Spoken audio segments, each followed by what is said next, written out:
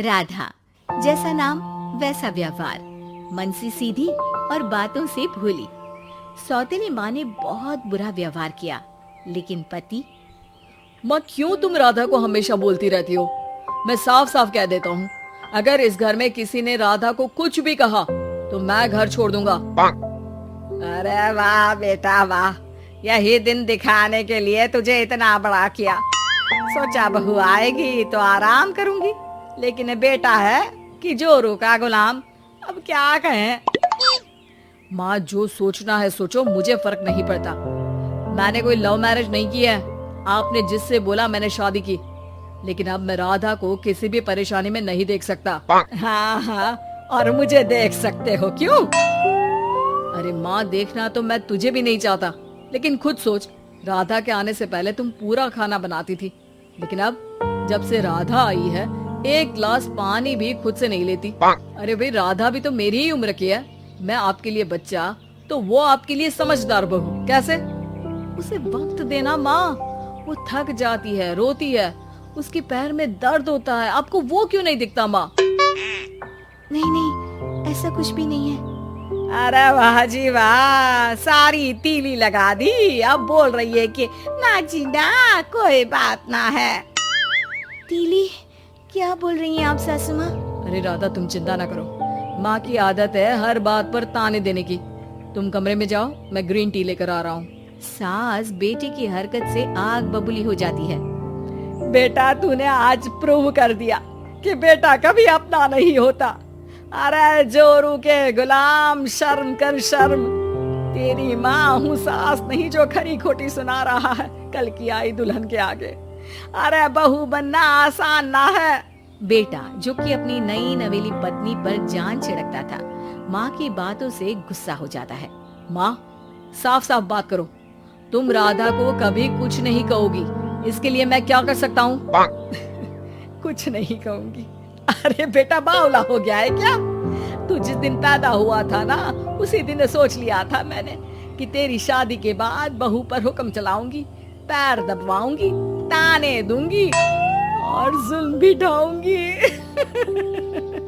बाप रे बाप! माँ, आप कैसे ऐसे सोच सकती हो? राधा छोटी है मुझसे भी, और उसके लिए ऐसी सोच। अरे बेटा, एक बेटी का बाप और माँ उससे बचपन से ही सहनशीलता सिखाते हैं, जिससे कि वो कुछ भी सुनने के लिए तैयार रहे।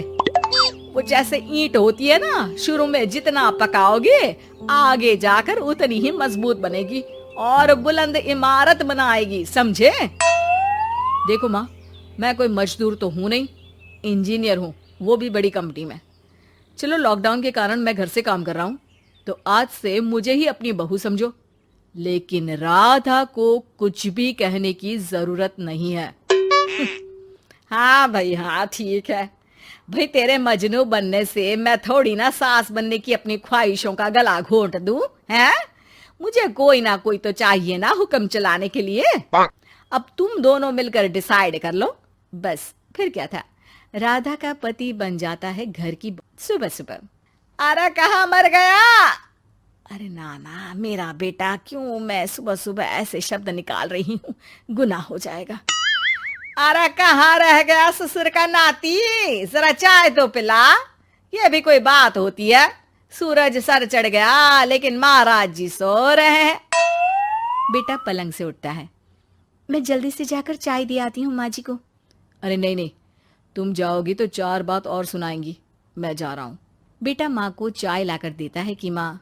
अरे देख तो तेरा चेहरा, ना मुंह धोया ना हाथ। जा जाकर हुलिया ठीक कर ले और उस करमजली को बोल कि नाश्ता बनाए। करमजली? अरे माँ, कुछ तो शर्म कर। देता हूँ ना मैं तुझे नाश्ता, लेकिन तू राधा के लिए ऐसे गंदे शब्दों का इस्तेमाल नहीं करेगी। बहू की तारीफ बेटी के मुंह से सुनकर सास फिर गुस्सा हो जाती है। अरे जाकर नाश्ता लेकर आ। और हाँ, 15 मिनट में मैं नहा कर निकल रही हूँ। नाश्ता ना आया तो खाल उधेड़ दूंगी। फिर मन ही मन सोचती है, नहीं, ये तो मेरा ही बेटा है, खाल उखड़े उसके दुश्मन की। अब मतलब तेरी राधा की खाल, समझा ना? अरे यार, ये सब क्या है? नेचर की कॉल भी आ रही है और 15 मिनट में नाश्ता। भगवान, कैसी मुश्किल जिंदगी बनाई है आपने औरतों की। बेचारी कैसे जिएंगी। बेचारा बेटा किचन में जाता है जहाँ राधा आलू पूठी बनाकर उसका इंतजार कर रही होती है।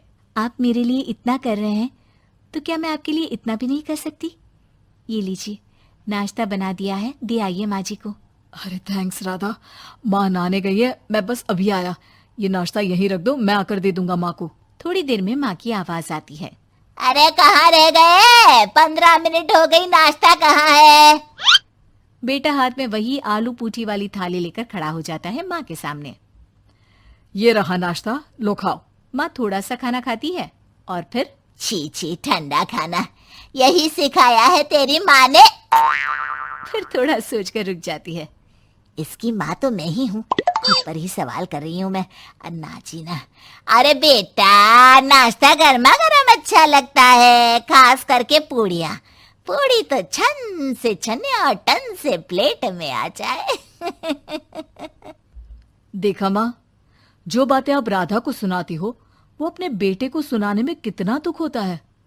तो जैसे आप मुझे सोचती हो वैसा ही राधा को भी समझा करो ना। अरे जितने लाड प्यार से आपने मुझे बड़ा किया, क्या उसकी माँ ने नहीं किया? हाँ हाँ, पता है, उपदेश मत दे। लड़की का काम ही क्या होता है?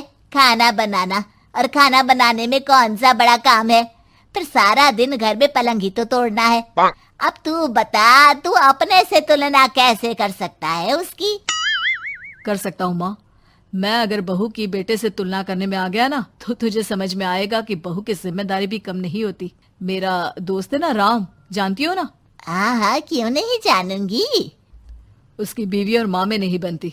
बीवी ये मोटे मोटे ताने सास को देती है और सास उसे। हाँ हाँ, तो फिर क्या, घर ठीक से चल नहीं पा रहा था। सास कहती बहू काम सारा करे, बहू का कहना था कि सास मदद करे। ऐसे में बेचारा न लंच लाता और ना ठीक से खा कर आता। नतीजा, बीमार रहने लगा। ऑफिस की नौकरी गई, खर्चा खाना सब बंद। कर लो अब सास बहू की लड़ाई। बेटा बीमार घर पर बैठा, पैसे की आमदनी नहीं, बहू भी कभी मायके कभी ससुराल। अब तो सुना है सास बहू की ही कमाई खा रही है, वो भी तानों के साथ।